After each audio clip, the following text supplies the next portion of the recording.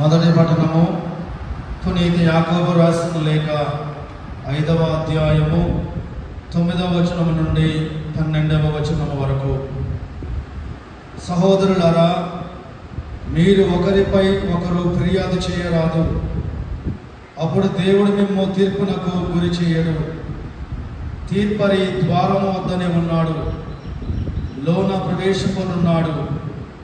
సహోదరులారా, ప్రభు నామమును పలికిన ప్రవక్తలను స్మరింపుడు. కష్టములలో సహనమును ఏమియో ఎరుగుటకు వారిని ఉదాహరణముగా గైకొనడు. వారు సహనమును చూపిరి కనుకనే వారిని ధన్యులనుచున్నాము. యోబు సహనమును గూర్చి వినియున్నాము. చివరకు ప్రభువు అతనికి ఏమి ఏర్పాటు కొనర్చునో మీకు తెలియను. ప్రభువు ఎంతయో జాలియును కనికరమును కలవాడు కదా. సోదరులారా, ముఖ్యముగా మీరేదైనా వాగ్దానము చేయనున్నప్పుడు ఒట్టు పెట్టుకొని రాదు. పరలోకముపై కానీ అన్యథా కానీ ప్రమాణము చేయకుడు.